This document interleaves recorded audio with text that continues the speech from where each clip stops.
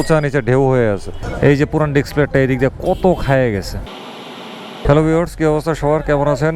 আশা করি সবাই ভালো আছেন। আজকে চলে আসছি শাহজাহান ভাইয়ের রাইডার্স চয়েসে একটা বাইকের কাজকর্মের ভিডিও দেখাতে। আর এই বাইকটা হচ্ছে Yamaha FZS version 2 single disc. অনেক কাজকর্ম করাই দিয়েছে বাইকটার মধ্যে। তো প্রথম যে কাজটা আপনাদেরকে বলবো সেটা হচ্ছে চেসিসের বুশ। আচ্ছা ভাই, আপনার বাইকটা কত কিলোমিটার চলছে? 52,000 প্লাস। চেসিসের বুশ কয়বার বদলাইছেন? একবার? এটা নিয়ে 3বার বদলাইছেন? মারাত্মক। প্রথম কাজটা হচ্ছে চেসিসের বুশ পরিবর্তনের কথা বলতেছি। ওনার চেসিসের বুশটা পরিবর্তন করে অলরেডি লাগাই ফেলছে। তো উনি যেটা বললো যে 52,000 কিলোমিটার উনি চালাইছে, এর মধ্যে 3বার চেসিসের বুশ পরিবর্তন করছে। আমি কিন্তু শুইনা রীতিমতো অবাক হয়ে গেছি। তো এই চেসিসের বুশটা উনি কিনছে হলো কত দিয়ে? 1,000 টাকা দিয়ে কিনছে। এবং এটা কিন্তু আনঅফিসিয়ালি পার্টস, অর্থাৎ ইয়ামাহার যে অথরাইজ পার্টস বিক্রির কেন্দ্র এর বাইরে থেকে উনি কিনছে। দাম নিছে 1,000 টাকা। তো চেসিসের বুশ এটারে আসলে কিন্তু অনেকদিন টেকানো যায় যখনই আমরা বাইকটাকে 5-6 হাজার বা 10,000 কিলোমিটার পর পর একটা মাস্টার সার্ভিসিং করাই বা বড় ফুল সার্ভিসিং করাই, তখনই যদি চেসিসের বুশটারে খুলে ভালো করে গ্রিস টিচ করে রাখা হয়, এভাবে যদি প্রত্যেকটা সার্ভিসিংয়ের সময় এই রুটিনটা পালন করা হয়, তাহলে চেসিসের বুশ কিন্তু অনেক টিকে। উনি 52,000 3বার বদলায় ফেলাইছে। আর আমার পালসার NS আমি প্রায় 40,000 কিলোমিটার চলতে পড়ছে, এখন পর্যন্ত চেসিস বুশ পরিবর্তন করা লাগে নাই। আমি জাস্ট যখন বড় সার্ভিসিং করাই তখন বুস্টারে রেগুলার আমি গ্রিজিং করাই। আচ্ছা, এরপরে এই বাইকটার মধ্যে আরও কাজ চলতেছে। চেইন স্পকেট সেট পরিবর্তন করা হচ্ছে। এটা হচ্ছে চেইন স্পকেট সেটটা যেটা নতুন আনা হয়েছে। এই যে এই বড় স্পকেটটাকে পেছনে লাগানো হয়ে গেছে, আর সামনের যে স্পকেটটা দেখি এই হচ্ছে ছোটোটা, সামনের যেটা। তো স্পকেটটা উনি কিনে আনছে কত দিয়া? 2200 টাকা দিয়ে। এবং এটাও কিন্তু আনঅফিসিয়াল মাল, মানে বাইরে থেকে কিনে আনা হয়েছে। ইয়ামাহার মালই বাইরে থেকে কিনে আনা হয়েছে। তো বাইরে থেকে একটু কিনতে পারলে ভালো, একটু পয়সা সাশ্রয় হয়। আর পুরান স্পকেটটা কই দেখি, এ হচ্ছে পুরান স্পকেটটা। তো ভাই, এই স্পকেটটা কত কিলোমিটার পরে বদলাইলেন? 28,000 চালাইছেন এটা দিয়ে? 28,000। আচ্ছা আচ্ছা, বোঝা গেছে। তার মানে আপনি 2বার বদলাইছেন? আচ্ছা আচ্ছা, ভালোই গেছে। এটার দাম নিল তাইলে হচ্ছে কত বলছি? 2200 টাকা। আর এরপরের যে কাজটা করতেছে সেটা হচ্ছে ব্রেক শো পরিবর্তন। এ হচ্ছে পুরান ব্রেক শোটা।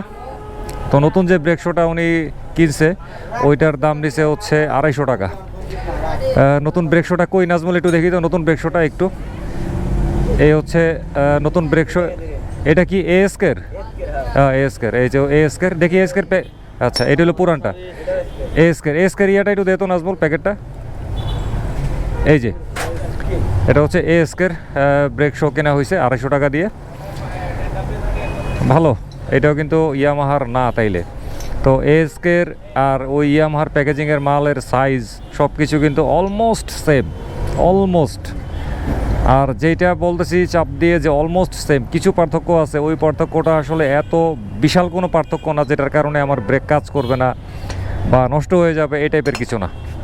তো এই যে এটা 250 টাকা দিয়ে নিছে। শোরুম থেকে কিনতে গেলে নিশ্চয়ই 350 বা 450 এরকম টাকা পড়তো।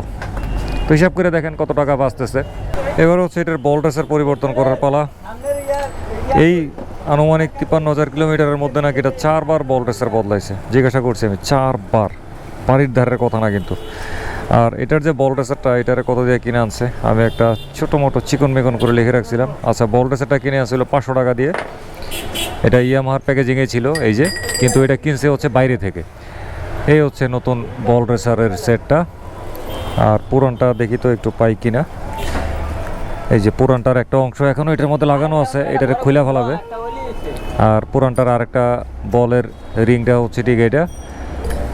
পুরান বল রেসারের আরও 2টা অংশ হচ্ছে এটা লাগবে রে নাজমুল, পুরানটা বাড়ি দেওয়ার জন্য। এগুলো কিন্তু বেশ ভালোই কিন্তু ক্ষয় হয়ে গেছে। আসলে আমি ওনারা জিজ্ঞাসা করছিলাম, উনি যে রাস্তা দিয়ে রেগুলার চলাফেরা করে ওই রাস্তাটা বেশ ভাঙা, 300 ফিটের রাস্তাতে চলাফেরা করে আর কি। যার দরুন ওনার বল রেসারগুলো এইভাবে এত তাড়াতাড়ি, মানে আমি আসলেই অবাক হয়েছি। 53,000 কিলোমিটারে ওনার 4বার বল রেসার পরিবর্তন করা হয়েছে। আর এই তো নতুন বল রেসার এর একটা অংশ এদিকে বসায় ফেলছে, নিচে একটা অংশ দিয়ে দিছে। এরপর বাকি এখন বলের রিংগুলারে বসায় তারপর ফিটিং করে ফেলাবে। প্রত্যেকবার বাইক মাস্টার সার্ভিসিং বা বড় সার্ভিসিংয়ের সময় বল রেসার যদি নিয়মিতভাবে পরিষ্কার করা হয়, গ্রিজ করা হয়, তাহলে বল রেসার কিন্তু টিকে, যদি বড় ধরনের অ্যাক্সিডেন্ট বা ঝাঁকুনি এই ধরনের কোনো ঘটনা না ঘটে। এবারে হচ্ছে ডিস্ক প্লেট পরিবর্তন করার পালা, ফ্রন্ট ডিস্ক প্লেট আর কি। এই হচ্ছে ফ্রন্ট ডিস্ক প্লেটটা, এটা ইয়ামাহার প্যাকেজিংয়ের মাল, কিন্তু এটাও কিন্তু বাইরে থেকে কিনা হয়েছে। একদম চকচকা ডিস্ক প্লেট, এই তো। আর পুরানটার অবস্থা একবারে শেষ, একবারে, এটার মধ্যে আসলে নাই কিছু। এটারে একটু আগে লেদ থেকে এই নাটগুলারে হিট দিয়ে লুজ করে খুলে আনছে। হিটটা না দিয়ে যদি খুলতো তাইলে এটারে মোচর টোচর বাড়ি বুড়ি দিয়ে খোলা লাগতো, তখন এই নাটগুলা কিন্তু আর ক্ষতিগ্রস্ত হইতো। নতুন এই ডিসপ্লেটা কিনে আনা হয়েছে হচ্ছে 1200 টাকা দিয়ে। ওই যে বললাম বাইরে থেকে কিনে আনছে, এই জন্য একটু কমে পাইছে, নাহলে আরও বেশি লাগতো। এবারে দেখেন নতুন ডিসপ্লেটার পুরানটার মধ্যে অবস্থা কি, ভয়াবহ অবস্থা পুরানটার। এই যে পুরান ডিসপ্লেটা এই দিক দিয়ে কত খায়ে গেছে। কেউ কেউ আছেন নিয়মিত ব্রেক প্যাড পরিবর্তন করেন না, তাদের ক্ষেত্রে দেখা যায় কি এই ডিস্ক প্লেটগুলো কিন্তু খুব দ্রুত নষ্ট হয়ে যায়। তো একটু খেয়াল করে যদি ব্রেক প্যাডটা নিয়মিত পরিবর্তন করা হয় এবং অরিজিনাল ভালো মানের ব্রেক প্যাড ব্যবহার করা হয়, তাহলে এই ডিস্ক প্লেটটা কিন্তু অনেক চালানো যায়। এবার হচ্ছে ব্রেক প্যাড পরিবর্তন করার পালা। এই হচ্ছে পুরাতন ব্রেক প্যাডটা। ব্রেক প্যাডটা মানে কি বলা যায়, অমসৃণ হয়েছে তো বটেই, প্লাস হচ্ছে কি এটা সমানভাবে ক্ষয় হয় নাই, উঁচা নিচে ঢেউ হয়ে আছে। ওই যে ডিস্ক প্লেটে সমস্যা, এই জন্য হচ্ছে এই অবস্থা, একদম পুরো ঢেউয়ের মতো হয়ে আছে, স্পষ্ট এটা হাতের মধ্যে বাদে।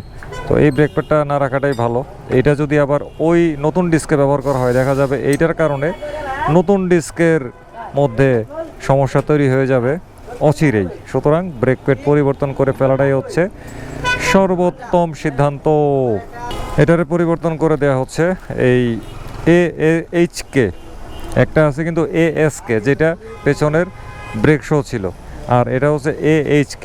এটাও কিন্তু একটা ভালো ব্র্যান্ড। যেমন আমার পালসার NS-এ আমি ফ্রন্ট ব্রেক প্যাড কিন্তু লাগাই হচ্ছে এই AHK-এর, আর পেছনের যে ড্রাম ব্রেকটা আমার পালসার NS-এর ওইটাও কিন্তু হচ্ছে AHK-এর। ইভেন আমার যে ফ্রন্ট চেইন স্পকেট ওইটাও কিন্তু হচ্ছে AHK-এর। এই হচ্ছে নতুন ব্রেক প্যাডটা, একদম একই জিনিস। এই যে মাপ দিয়ে দেখাই, একদম অবিকল এক, অবিকল। তো AHK-এর এই ব্রেক প্যাডটা, এটার দাম নিয়েছে হচ্ছে 150 টাকা। দেখছেন অনেক কম দামে কিন্তু পাওয়া গেছে, আর জিনিসটাও ভালো, আমার টাকা বাঁচলো। ইয়ামাহার কাছে গেলে এটার দাম কত পড়তো বুঝে নেন, 250, 300 এরকম অফিসিয়ালটার।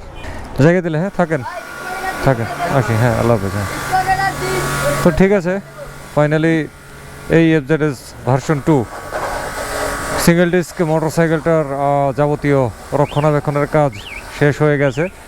আর এর মধ্য দিয়ে আমিও এখান থেকে চলে যাওয়ার সময় আপনাদেরকে একটু বলতে চাই, যে বাইকই চালান সময় মতন একটু রক্ষণাবেক্ষণের চেষ্টা করবেন।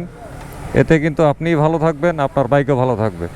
মানে আপনার বাইক যদি ভালো থাকে তাহলে কিন্তু আপনিও ভালো থাকবেন। সময় মতো যদি রক্ষণাবেক্ষণ করা না হয় তাহলে কিন্তু সত্যি সত্যি খবর আছে। কারণ একটা সময় গিয়ে আপনার বাইকে রক্ষণাবেক্ষণে আপনাকে যেতেই হবে, তখন কিন্তু কি হবে, রক্ষণাবেক্ষণের যে খরচ এটা কিন্তু অনেক বাইরে যাবে। সুতরাং বাইকে যে সমস্যায় দেখা দেখ অল্পের মধ্যে সেরে ফেললেই ভালো। তো আজকের মতো এই ব্লগ এখানে শেষ করে দিচ্ছি। সবাই ভালো থাকবেন, সুস্থ থাকবেন, নিরাপদে থাকবেন, নিরাপদে মোটর বাইক রাইড করবেন, এবং মোটর বাইক রাইডের সময় অবশ্যই ফুল ফেস সার্টিফাইড হেলমেট ব্যবহার করবেন। খোদা হাফেজ।